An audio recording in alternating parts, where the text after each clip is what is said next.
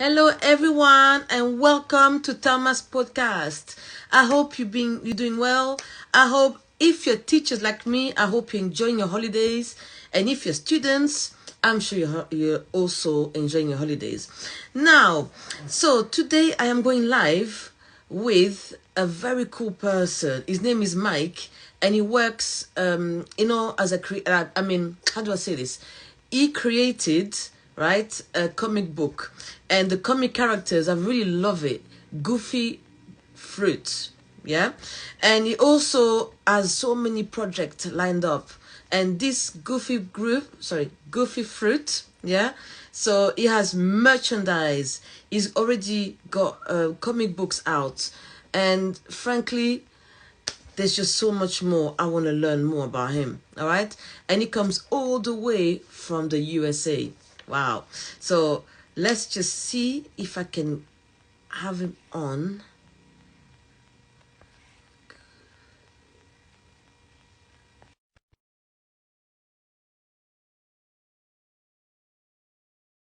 Nice one. Okay. I hope you're all going to enjoy this. I mean, I don't know if you know this. I love comic books. I love animations. And I don't think that's ever going to stop. And last time we got talking, especially the one that produces Dragon Ball passed away. And we were talking about, the legacy of Dragon Ball Z, because I still love it. And he's also creating his own thing, which I hope will really take off, because what it does is very cool. So please tune in, and we are going to find out more about the inspirations for what he created, and also the other project he has lined up. Okay, nice one. I hope you're keeping well. Okay.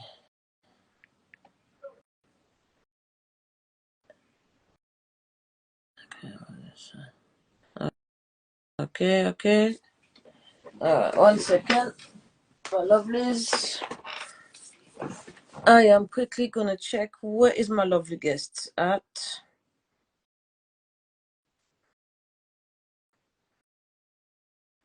Thank you for your patience, as always.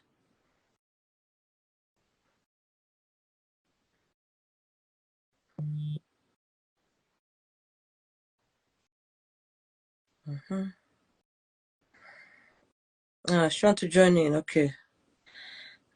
Right. Join me. Yeah.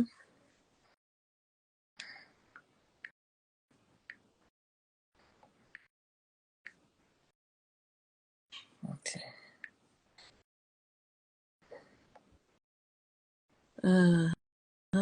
What? Okay. One second.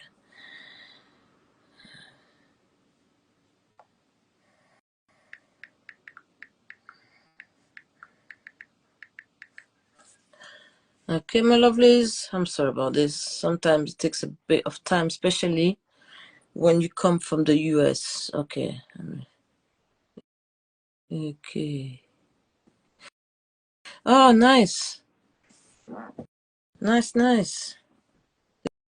Did it work?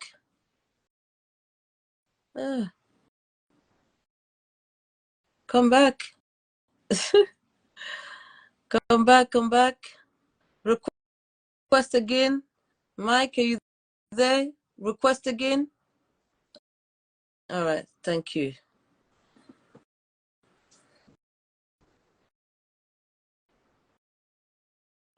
Accept. Sometimes I have to do that a few times.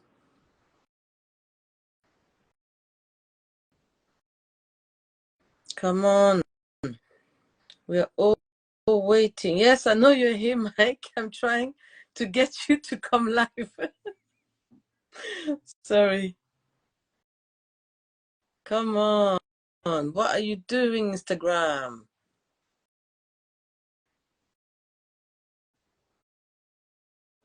Did it work? All right.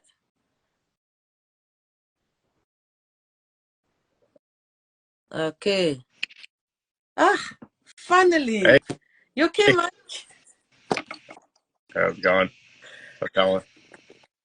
Thank you for coming. I'm so sorry about this. Sometimes it takes a bit of time. It's just about getting used to this. Anyway, how are you, Mike? Hey, I'm doing well. Thanks for having me on. Amazing. Yeah. So introduce yourself, please. Yeah, absolutely. My name is Mike Grossman. I'm a creator. I'm an artist and writer. I create comics. Hello, everyone. Yeah, I create a comic called Goofy Fruit that I've been working on for almost 9 years now. I created it with my friend Max. So he's also an artist and illustrator. So yeah, we started. I started as just writing, and he does all the art, and we've kind of been building our project into more of a whole like studio to keep creating, the work we do across mediums. So we do comic books, we do physical art, we do, a lot of products. We kind of consider ourselves a brand. Hey, what's going on? Nice to see my friends in here. Hello. Yeah, so Cool. that's what I do. One of the many things I do, but that's kind of my primary, creative outlet that I work on. Yeah. That's fantastic. So you say you started this 9 years ago. So before, creating Goofy Fruits, Mm-hmm. what were you doing before that? Before that, so my friend Max and I, so we really kind of started our creative careers like really working primarily together. Now we also work on our own and with other people as well, and we still work together. But we wanted to make comics, and that was kind of right when we had just graduated college. We wanted to make comics, so we didn't know anything about how to make comics or what to do. So we just kind of started finding our way back then, and we were like, well, you should work on art because you're better at art. You should work on writing because you're better at writing. And then kind of our powers combined. So we were working on a couple different ideas, and there's all these things that go into making comics behind the scenes, behind the physical output of a book or a digital comic in your hand. There's world building, which is, one of my favorite parts, and character development, character design, and I love all that stuff. That's like, this is like this grand vision, Yeah. where still it'll take you 10 years to achieve it, to create your own universe. But, that's just the kind of thing I love. So I think it's totally worth doing. So that's what we were doing as well. And back then we were, I don't know, just kind of scrapping by as, new graduates where there are no jobs, and working like, in the service industry, and becoming freelancers. So, it was kind of it's a battle. Maybe it's still a battle, but definitely have accomplished a lot over this period of time. Yeah. So you two, you met, I don't know, in college. Where did you guys meet? Yeah, we met. So I had just graduated. I think he had one more year. So we went to colleges that were like literally right next door to each other, but they're separate colleges, but the campuses were like touching each other. But it was like different student populations, so we didn't really meet. But I had to find a place to live after I graduated for the summer. So there's a website which, people used to look on Craigslist for roommates, which now you would say that's like a really bad idea. But this was back before like other social networking sites, like, for roommates, or even like Facebook Marketplace wasn't a thing then. So Craigslist was like what people looked on. So that's kind of how we met, thanks to Craigslist. And yeah, then I ended up interviewing with like another friend, because there was like a house of like 4 guys or something, and they were all out of town. So I actually was living in this apartment with a bunch of me and one other person who no one else knew. It was like these 2 strangers were living together, and then that's where I met Max, and the other friends came back. So I was like, I showed up after already living in their apartment for like 2 weeks. So it was a different, it was a different era back then in 2011. So Yeah, yeah. long time. So where did you get the inspiration for Goofy Fruits? Because I know the characters are mainly fruits, right? Yeah, they're all fruits, or technically we also allow vegetables, but that's it, nothing else. I feel like it's one of those things where with creativity that you want to have like some boundaries, even if they're kind of made up, in order to kind of allow the creativity to happen with those boundaries. And now for us, like, we kind of didn't really come about it in a way where we're like, let's do this, but Max ended up drawing these characters as a warm-up, because we're working on another comic idea, and he just ended up he had the inspiration to do, make Boss Banana the first image. Actually, I have like one of the early images on my wall right over here, and he made like a banana in like overalls, with like pointing his thumb, being like, yeah. And then he did one in a suit, which was like, okay, that felt good. And then he wanted to do these grapes as gangsters, and then of course, we'll do a chill pepper, you know, smoking a joint. And then we did a bouncy blueberry. It was kind of inspired by, you know, the Girls at New Orleans bounce shows. We lived in New Orleans then. So that was like the first 5 characters. And these were all like hand-drawn, hand-inked with some paint marker coloring. And we just kind of liked it. We wanted to turn it into more finished digital art. So at that time, he did that. And we were able to get some prints manufactured, you know, just some cardstock prints. And we were able to get into a zine fest that was happening in like, you know, 30 days from then. So we weren't even sure if we would get our prints on time for this event, but we ended up getting them like just a couple days before this kind of comics and zine fest that was happening at the public library. And we showed our prints at this event, and we ended up selling a lot more than we thought. And that kind of gave us like, well, maybe some people like, you know, there's something to this set of characters. We didn't even have a comic then. We didn't even have the intention of making comics then. But because people like these art prints, it was enough to encourage us to keep going. And then we were able to then from there was a local Comic-Con happening. And we, you know, we kept just making products. Like we made some stickers and we made pins, but we were still like so early then. And we had no idea, like, it was like an initiation to actually be able to sell at a Comic-Con. And we were next to a guy that we're still friends with now, who was like a very experienced comic book seller as far as cons goes. Our friend Victor Dandridge, you know, he goes by the hardest working man in comics. So it was kind of like when you go to a new school and they give you like, you know, like a big brother to show you your way around. It's kind of like we, you know, we're fortunate enough to have this guy next to us, and we just got a master class in, you know, because we're, you know, shy artists. We didn't know how to talk about what we did or sell what we did, but just by watching him, we learned some things there. And that just kind of like set us on this path of, you know, getting into a whole lot of creative trouble, you know, not even knowing what we're doing, but, you know, continuing to find our way to the next thing. And eventually we started making comics with these characters. You know, we did that one page at a time. Instead of being, let's do a whole book, because we were selling prints, we started selling one-page prints that were comics. So you could get a print of just the character and then a print of the comic. And that was like what we did early on. This was back in 2016 at that point. But that was like, yeah, just very raw, and there was no stakes or pressure or anything to really think about. We're just kind of like going in the dark and finding one step at a time. That's nice. I've got to say, first time you messaged me was a messenger, and no offense, I was like, who is this? And then when you started talking, you know, when you get a random message, you're like, who is this? And then you said, oh, I'm doing this and this and that. And then even before we arranged a phone call, I went a bit cheeky. I said, let me check out this guy. Who is this? And that's when I realized all of the cool things that you do. So you're also, on top of Goofy Fruits, you're setting up a place for people to write memoirs. Yeah, absolutely. So that's a project I became involved with, I guess, a little bit over a year ago. So it's a startup. So that's kind of closer to what is like a day job for me, is working on this new company. It's a new platform. It's called Storymore. So there's really nothing like this in the world so far.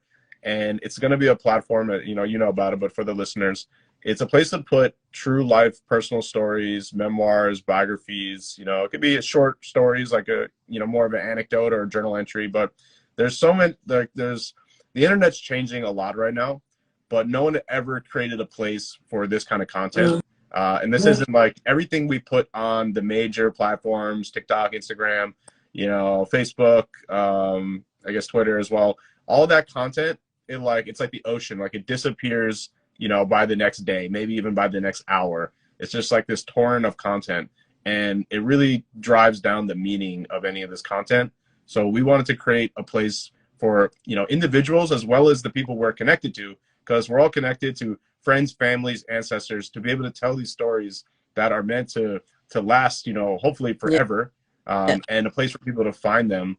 And then these other side of being able to search people's stories for different topics, as well as things like, you know, places. You know, I always go back to like an historical event. Easy to use, like, you know, World War II, for example. So if you could get all these personal accounts of people who have fought, you know, in World War II, they're all primary historical documents. It's all, you know, primary source history right there.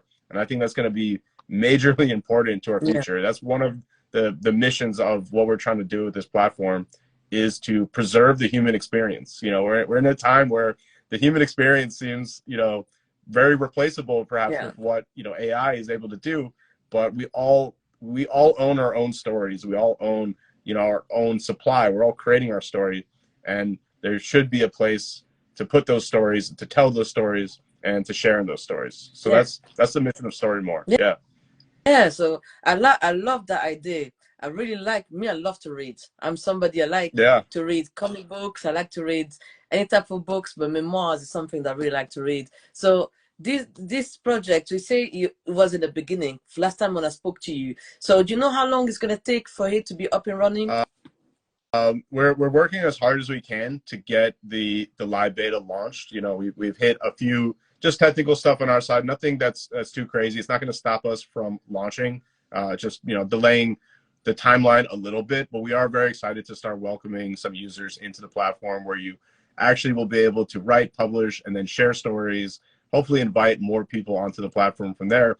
And we just kind of want to start growing it in a very natural, organic way. Like why I reached out to you was because you were in a memoir writing group, and I figured people who have already published a memoir, they're definitely a really good audience of people to talk to first, because you've already gone through a lot of work of telling that story. Now, we want to make it for everyone. You don't have to consider yourself a memoir writer or have some, you know, thing you think is worthy of telling a story. We think everyone does have a story to tell, but we know that there's going to be, you know, some people who have very interesting stories to tell, and maybe you've even published something, and, you know, we want our place to be a great platform to put those stories. And I would say, in a lot of ways, we're kind of competing with, you know, Amazon and Kindle Direct Publishing. And I'll just come out here and say it, that Amazon doesn't care about you as writers. You know, we care about you as storytellers. But on the vast, you know, marketplace of Amazon, where they're selling everything under the sun, as just a small writer who's coming off a story,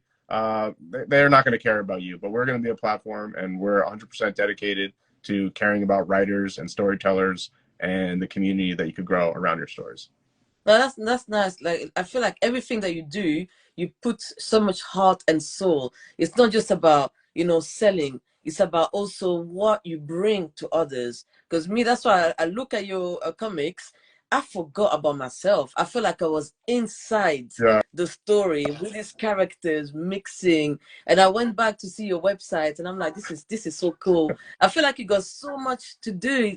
And you said you're gonna do a podcast one day. Have you thought about it? Oh yeah.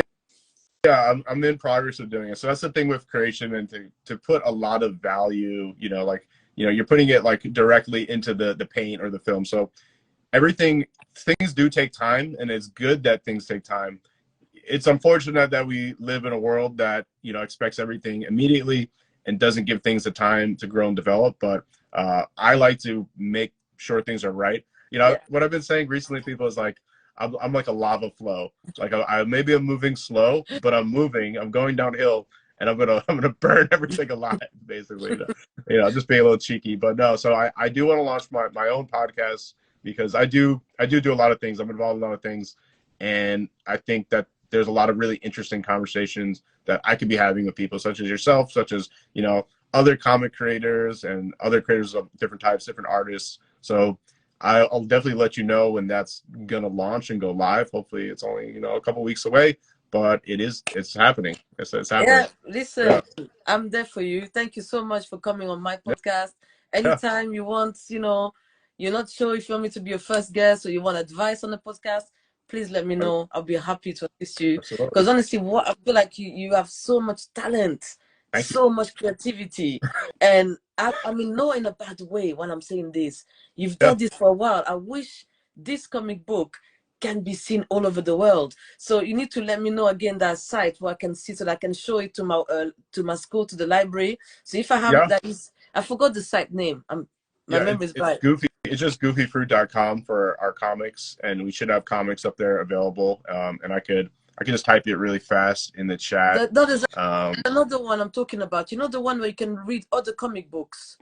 Oh, on Webtoon. Yeah, so we do have our comics on Webtoon. I'll put that there as well. So Webtoon is a really great platform where they have, like, you know, millions of readers daily, a lot of manga, a lot of manhwa over there, as well as a lot of, you know, Western American style comics, really things in all genres. And it's mobile. There's a desktop version, but it's mainly mobile. So all the comics there are like a vertical scroll, like on your phone. So that's one of the things that we've been able to do with Goofy Fruit, because we also release on Instagram. But when we make our comics, we make them and put them in both formats. So we put them in an Instagram like horizontal panel slide swipe format, and then we also put them in a webtoon vertical scroll format, which takes a little bit of work. We have someone on our team whose job is specifically to take the formatting from what we have them in a Photoshop, and then she puts them in both formats for us. So Juman is on our team, and she's based in Egypt. The Goofy Fruit team is actually like all over the world. That's amazing. Which is kind of funny. Look, yeah, it's global. I'm in the UK. A global brand. Yeah. I found out about this. I mean, so basically, if I want to order some comics, I can go there, and you ship worldwide, or it's best to go on the webtoon that you said. Sorry, I forgot the name. On webtoon. Yeah, I'll put that in the chat too. Yeah. But yeah, so one thing I'm working on now is the e-commerce store. I just totally wrote it wrong, so it's definitely not helping anybody. I just wrote WeTune. Don't worry about that, guys. Next one. Don't worry about this one. No, I made a mistake. I thought it was WeTune as well. It's not that. Webtoon. So and that's what digital comics like kind of were called, like webtoons. That became like the category name, and then this company started up. And now they're a very big company. They're owned by Line, which is a big Korean like telecom company. Basically, it's like Verizon, but if Verizon had like. Give me 1 minute. I'm coming back. Yeah. I'm right here. What's up, everyone? What's going on? Ask me any questions in the chat while Telma's gone. I'll just drink my coffee. Man, this is so fun. Sorry, my kids forgot the keys. Sorry. Oh, good. So webtoon. So you said you're working on a e-commerce where you can buy online and see it online. Well, we have so the comics that we put in our physical printed books, they're actually different stories than what we put out for free on the webtoon. So it's like there's free content, and then there's content, I guess, kind of behind a paywall, or we put it into a physical book or physical collection. So it's all within the Goofy Fruit universe. It's just different stories. So the first book that we printed, called Ripe Off the Page, is kind of like an anthology style, where it's really just kind of introducing these characters in small day-in-the-life scenarios. That's a collection of those initial comics that we did as like one-page prints, as well as some longer stories that we never sold as prints. And then the other comics that we have now are part of an ongoing storyline called Bromeliad's Keeper. So our character, Poised Pineapple, who is like the sensei, the ninja warrior. So we wanted to tell a longer story about him. And then that's like a multi-chapter story. We only have created and published the first 2 chapters. The third chapter is nearly done, and we're going to be launching a Kickstarter crowdfunding campaign to get that printed and out to people. So that's going to be another great way to get our comic. Your question about shipping. Now, I've been slowly kind of rebuilding all of our marketing infrastructure, down from our social media, moving on to emails, which I'm going to be relaunching our email list soon at goofyfruit.com. And then I'm really going to be putting my focus on our website. So I'm not sure how shipping internationally works now. I think it's possible, but when, because we're a small team, and I will be putting, my eye of Sauron attention on things like, international shipping and all those kind of things. It might take me some time, but anyone can always just DM me and like work out delivery of comics, that way. And I'll charge you shipping what they charge me. And we just could go from there. Yeah, please. I want to buy some to put in my secondary school where I work. Sure. I want them to see what you do. And also because of this podcast, I want them to get inspired. Yeah. There's a lot of people that like to draw a good story. So it's about teaming up and creating what you do. I mean, I love the pineapple character. I don't know. I feel like it's real. I really love it. The way you give that personality, that life. I love it. I really do. So have you got any things around your house? Here's a toy. Yeah. So we want to come out with our own line of like vinyl print toys. So I love creating products. They're definitely could be expensive and difficult, and it's definitely a learning curve. But our toys is something that me and Max like both love, and we want to do more. The pineapple character is definitely very cool. I think of him like our our Green Yeah. Ranger, because we had the initial like 5 Power Rangers, and then they introduced the Green Ranger, and everyone's like, "Who's this guy?" Because Poison Pineapple, we created him after the first 5, and then we created a bunch more as well. But there's something about him that gets a lot of people excited as well. Yeah. And I like martial arts. I grew up doing martial arts, so just the idea of like these ninja fruits fighting each other, it's pretty fun. So yeah, so that's the Bromeliad's Keeper story arc, and they all connect. They're all in the same universe, which is kind of what I love. It's kind of like our own MCU where Boss Banana is connected to the pineapples and to Bouncy Blueberry. They're all connected. I love it. And last time that we spoke, we talked about, Dragon Ball Z, the mangas. But Yeah. I'm sure somehow you inspired a little bit with that, because it's a powerful legacy that they have. Not just Dragon Ball Z, but for me, Japanese animation, they set the bar. And I was mesmerized. And I saw your characters. I saw a bit of that. I saw manga in your... Yeah, I I don't think know. about. I'm actually rewatching all of Dragon Ball Z now. Now that Akira Toriyama passed away, I just kind of want to go back through all the canon. So I'm in the middle of the fight with Frieza. But yeah, the pineapple characters definitely take inspiration from characters like Goku and Vegeta. We actually did like a collab print with Vegeta in this. We did a pineapple in the Saiyan outfit years ago, but we haven't released anything like that since. But I think about it. I think Akira Toriyama is one of like the best creators of all time. Absolutely, he's maybe the Walt Disney of our time, and just an amazing, probably better than Walt Disney because he's a really good artist. I don't think Disney was that good of an artist, and just an amazing character designer and an IP creator, and just as a massive inspiration. So one of our other friends, Kosuke, who's a Japanese artist, he's been drawing a lot of Toriyama's character designs. It's just nice seeing those in his sketchbook.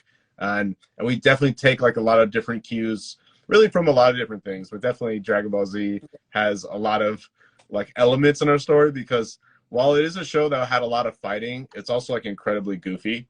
So while we're a comic that's like incredibly goofy, there's also a lot of fighting. Yeah, and the personalities. I mean, that's how you say like the fighting, but the characters, the storyline, the emotion. I feel like what I like about Goofy Fruits is hard to show emotion in fruits, but somehow you have it.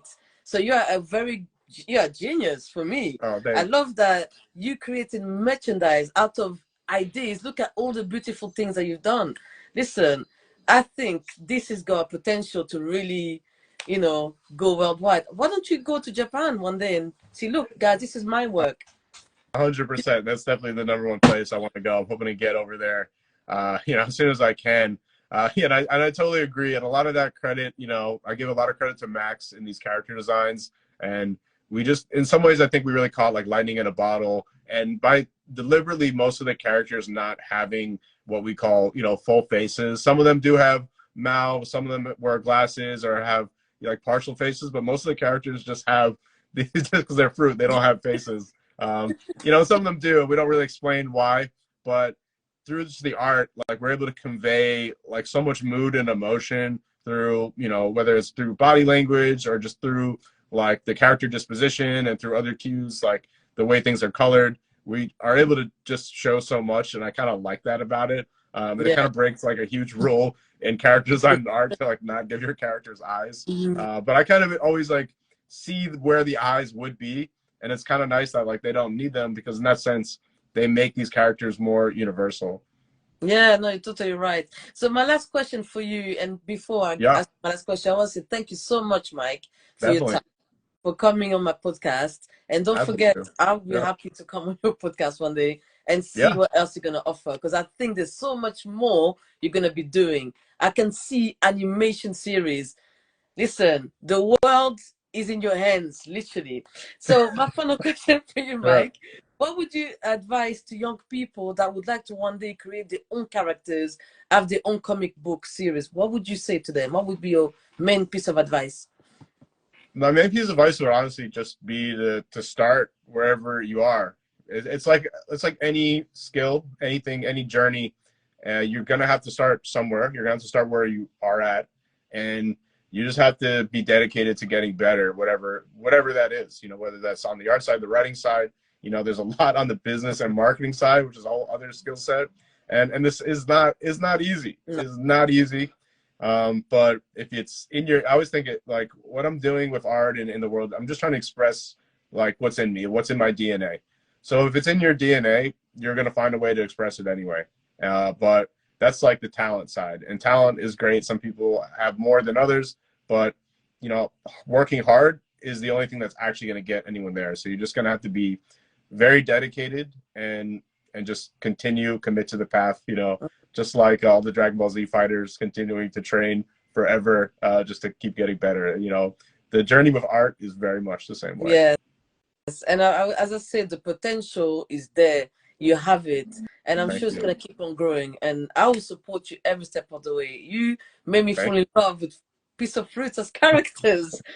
Genius. Well done, Mike. And I hope one day to see you in person when I go to America. Or when you come to London. I'd love to come to London. We talked about it. Yeah, maybe I'll be there next year, and we'll catch some football matches. Oh, please give me a shout. What was your favorite team again? Well, my girlfriend's a Man City supporter, so by default, I have to go for City. We're gonna fight. Well, it's better than Liverpool, so I'll allow it. It's okay. Well, please just come over, come and see us, or I'll come to. Which part of America again you based? I'm in New York City.